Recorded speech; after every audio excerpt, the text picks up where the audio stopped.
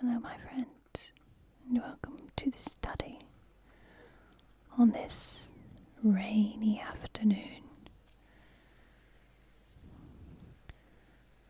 I thought we could look at a book together, mostly of images, and relax to some turning page sounds, paper,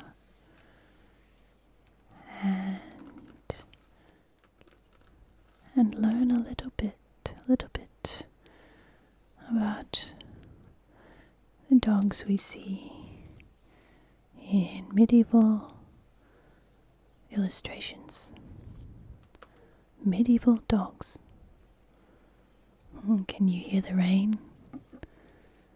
Makes it very cozy in here. Look at this manuscript. It's very block letters, and I have an upside down dog over here. A couple of dogs here. Not clear whether they're playing or fighting. And there's a man with some fish, and a bird, and a deer, and a cow. It's possibly St. Francis. And there's an owl up there. Oh, didn't you like that owl? Is he funny? And there's a dog there. Medieval Dogs by Kathleen Walker Milk. British Library. And we'll just look at these illustrations here. Lots of dogs used for hunting. Black and brown dogs. Skinny grey dogs. Perhaps a hound there. Two men. Dogs of all kinds abound in medieval sources. From guard dogs to hunting hounds to cosseted lap dogs. In Pierre de Beauvai's 13th century bestiary, a compendium of animal law, there are several breeds of dog listed, but only two distinct types, those that hunt in the forest and those that guard houses out of love for their masters. He added that dogs can heal wounds by licking them with their tongues. I don't think I'd like to try that one out. And here's a dog biting the ankle of a tinker. And what the mermaid is doing, I don't know, but we would have to read this text, which is John Caius's On English Dogs from 1570. It's quite a late text. And here we have some more little dogs. There's a darling little pet dog sitting next to his mistress at her writing table. And we see that that is the author, Christine de Pizan, writing in her study, accompanied by a small collared dog. It's almost as if he has bells on his collar. You might know the story of Tristan and Isolde. And Tristan gave Isolde a tiny little pet dog with a bell on its collar, that when the bell would ring, it would make you feel happy and comfortable and safe.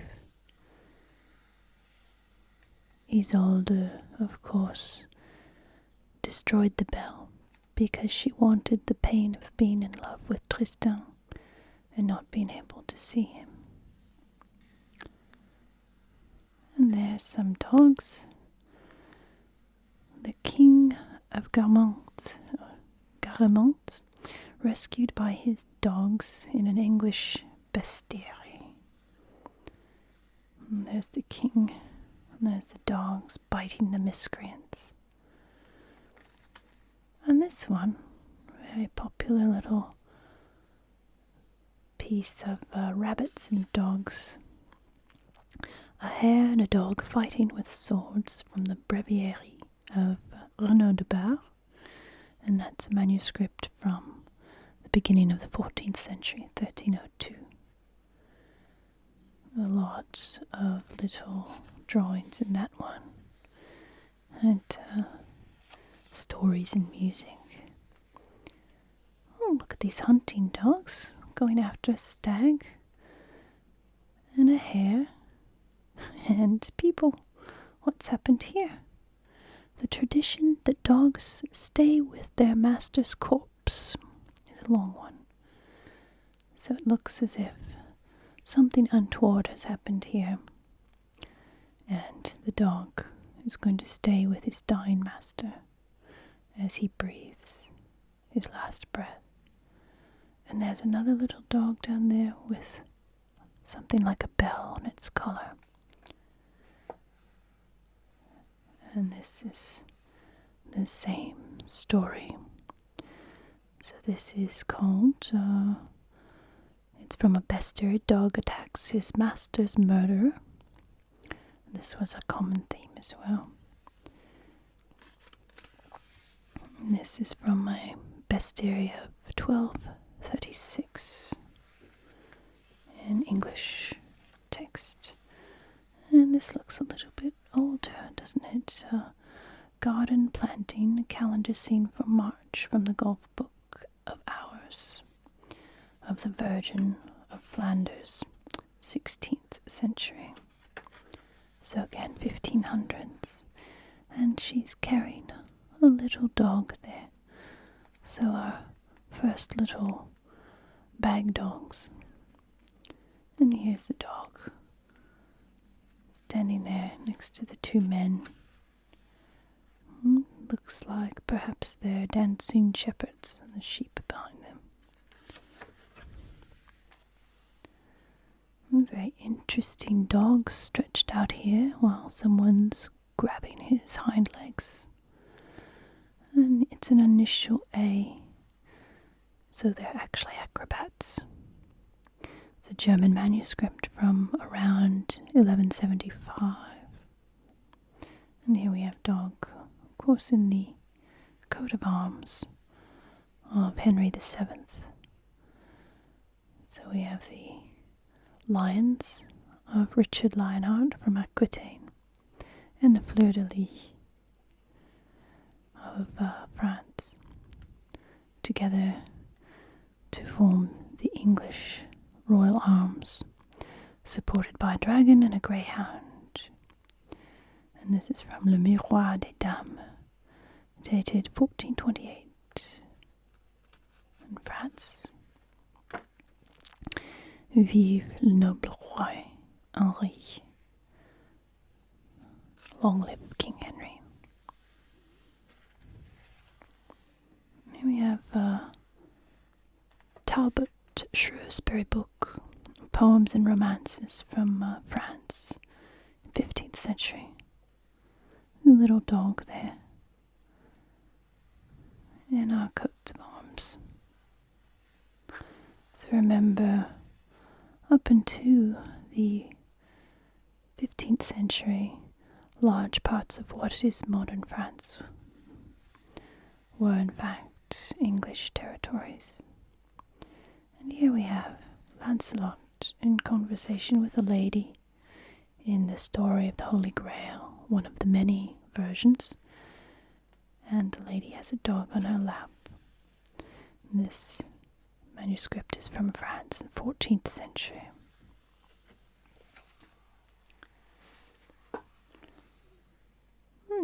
Nearly all mentions of dogs in the Bible have negative connotations, and usually associated with cadavers. And here we have a dog looking very hungry there. That's from the Maastricht Hours, 14th century. And here Tobias with his dog, and the Archangel Raphael pointing to this fish that's chomping the man's foot.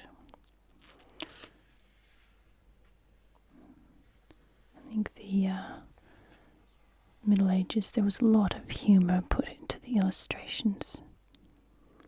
And hopefully we'll see that soon. There's another hunting dog there.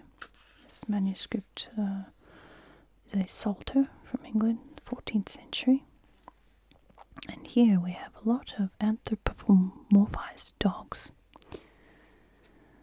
This is called the Cenophaly on Nakumera Island, and it's Mandeville's Travels. And this one's 15th century.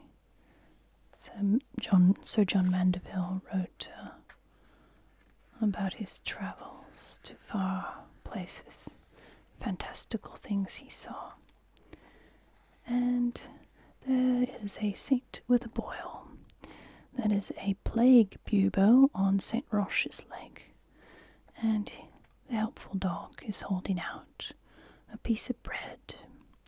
And this is from a Dutch prayer book of the 16th century. And the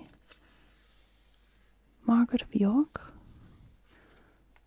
and the Risen Christ, and there's a loyal dog lying there in the foreground. So it's a Flemish manuscript from the 15th century. You can see the beautiful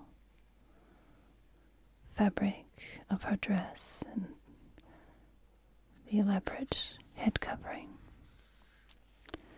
And there's a dog. Looks like being hit by a rabbit and presided over by a pig. This is indeed a hybrid pig creature holding the first cup. And the hare touches the dog with a stick. So we can see this is in Hebrew. And this manuscript is from Spain, so it's possibly a Jewish ritual. It's 14th century there.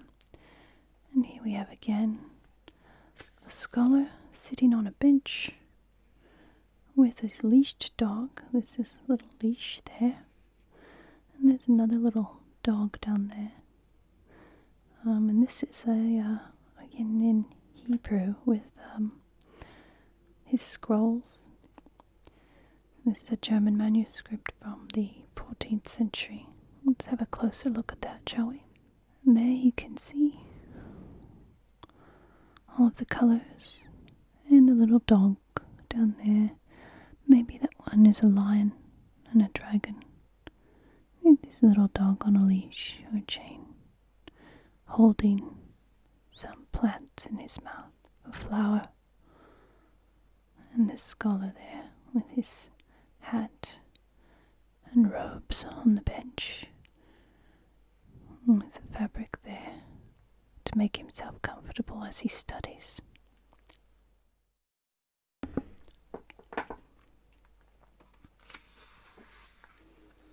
Here we have some horses, and there's maybe it looks like a monk by his tonsure, but then maybe he's wearing a crown as well, so it's possibly a country gentleman. Monks wouldn't be riding. And a lady, and she's carrying her little dog. Hope he doesn't fall off the horse. And there's a shepherd and his dog watching the sheep. It's both of these from the 14th century. And then we get a little bit later. This one's from Flanders. Again, the Hours of the Virgin. Another dog there. And a dog walking in the winter. A very beautiful scene. You can see a lot of emotion in that one. Cold winter. And I think it's the same lady in the summer. A beautiful canal and the swans. A dog eating bones at a meal. This looks like the Last Supper, so we know a dog was present there. There must have been one. Here's a cup couple of little dogs and peacocks. This is a Disputation of St. Barbara, a 15th century drawing from France.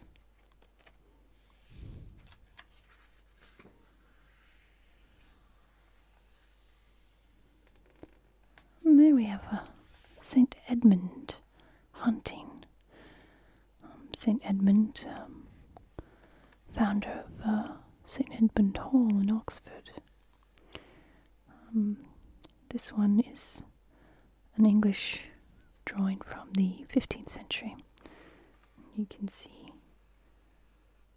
the beautiful script there a little bit.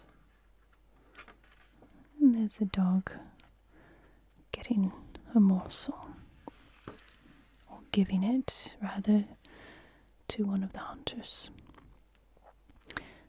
Dog with King David, his harp and hound, from the 15th century Book of Hours, French manuscript. There's the castle and the sun shining on it. We have more marginalia, or might be an illustration. Des chiens, the dogs. These are breeds of dogs. So we have a mother and puppies. I don't know what he's doing. Throwing up, maybe. Some dogs do that.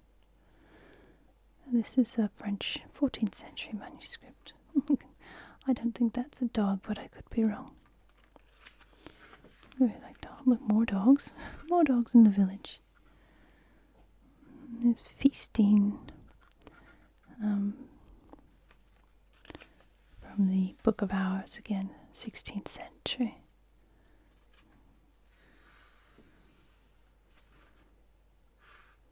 And that's in Old French. Middle French, getting towards Middle French there. There's a different kind of illustration here. It's a 16th century Book of Hours. And of course every shepherd needs his dog. A couple dogs there amongst the sheep and shepherds. And again the hare and the hounds playing music together.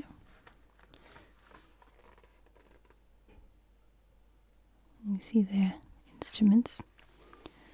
And over here we have some beautifully bright coloured one, and there's a dog there whose head looks more like a sheep. This is Charles the Bold of France, receiving Vasco da Lucena's translation of Quintus Curtius, which we have translated in the study before. It's a Flemish manuscript from the 15th century. We have, what's going on here? A rabid dog bites a man's leg, from Pseudo Apuleius. So this is a medical text. You see, it's got herbs about dog bites. Quite unpleasant, that one. Oh, look at this. Lives of Saints Edmund and Fremont. This is 15th century English. And we've got dogs in the boats. And a dog in the farm. Very beautiful ones.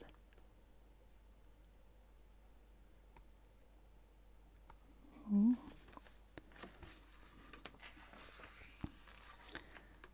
And a dog and a beggar, or a fool. It's got a little fool's stick there. And that one's from the 14th century. Psalter, an English psalter. And another dog doing a trick, jumping through a hoop. That's from 14th century France. So entertaining dogs. Another little lap dog. That's Christine de Pizan there. And she's presenting her book to Isabeau of Bavaria, who's got a little dog and a very elaborate headdress. And another strange looking dog, Job with his family from the Hours of the Virgin again.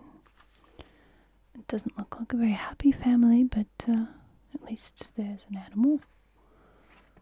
A very ominous demon in the background out the window.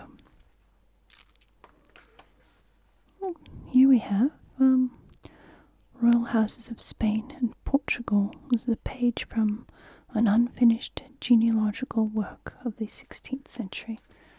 It's a beautifully dressed lady with her little lapdog, a monkey, and an exotic bird.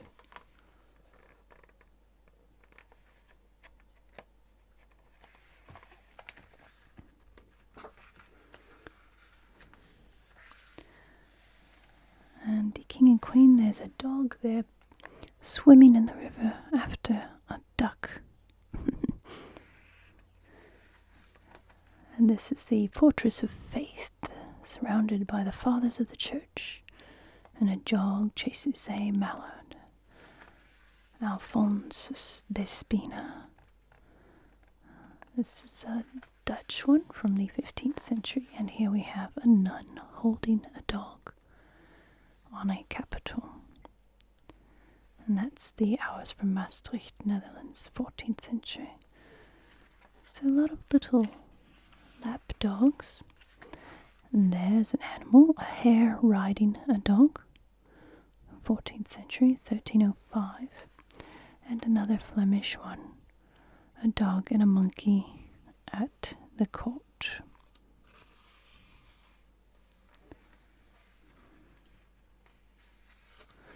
Of Charles V.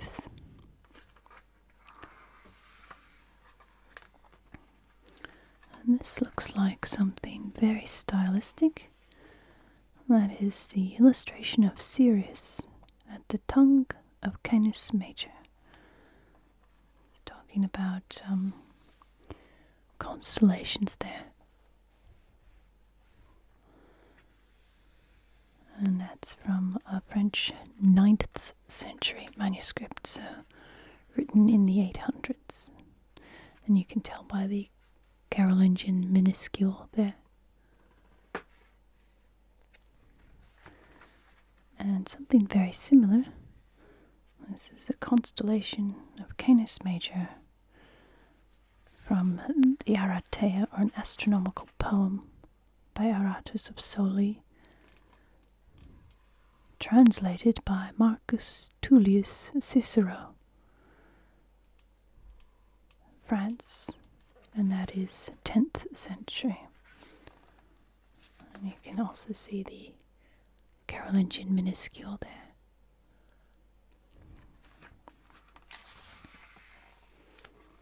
More little lapdogs.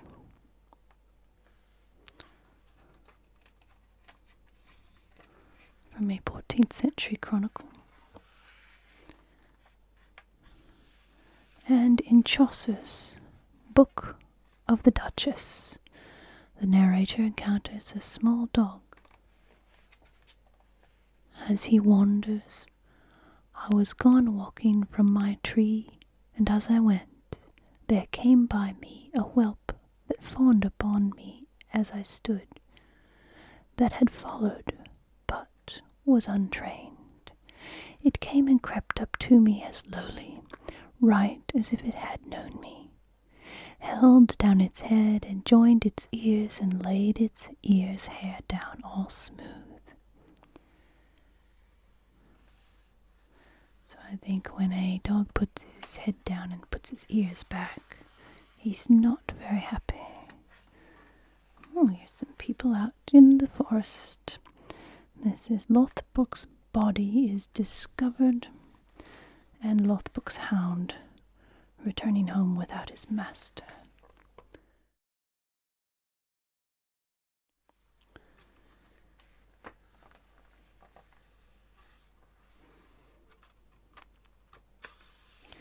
And these are from the metrical lives of Saints Edmund and Fremont.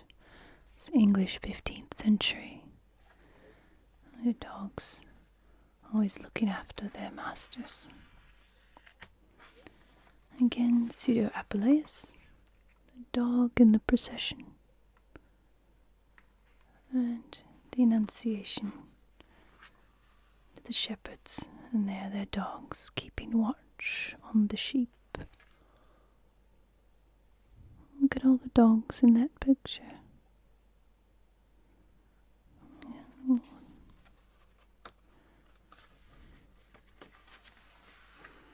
Lots of colours as well.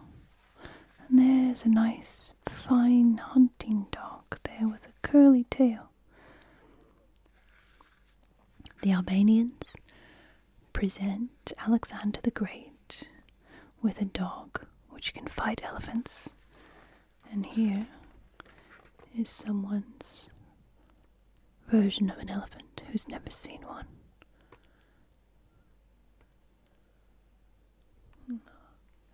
And this one shows a crane biting a dog. Peck, peck, peck. From Geoffrey of Monmouth's Historia Regnum Britanniae in England from the 13th century. And there, King John and his dogs. And that's from Peter Langtoft's Chronicle, 14th century English kings.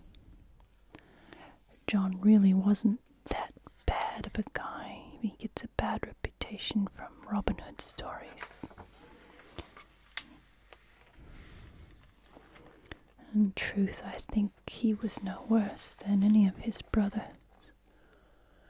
And here we have King John stag hunting, and he's got several dogs running with him. And there's, looks like a headless hare. And there's its head, and then there's a couple of rabbits going in their little burrows. Soldiers pay homage to the emperor. This is Valerius Maximus. And there's a dog eating a bone.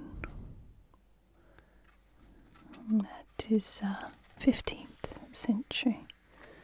And there's a dog in the margin, standing on hind legs, looking up at the music that's written in this Psalter from England, 14th century. And the hare and the dog again. And then we have some more from Flanders. Early ones.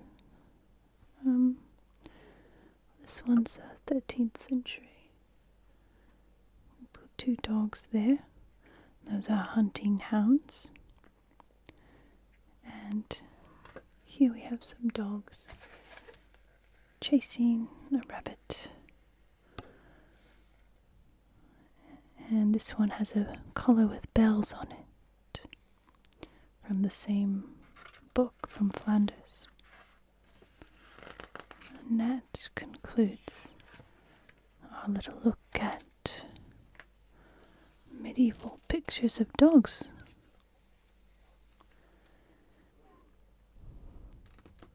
I hope you've enjoyed the paper sounds and found them relaxing,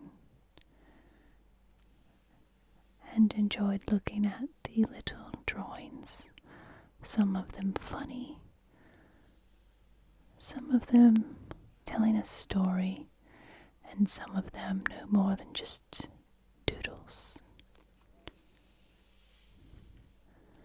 Don't forget to draw pictures in your margins, because someday someone might have a look at them and enjoy the sounds and the pictures, or possibly learn about your extraordinary life. Be good to yourself, my friend. Be kind to others and to dogs. And be extraordinary.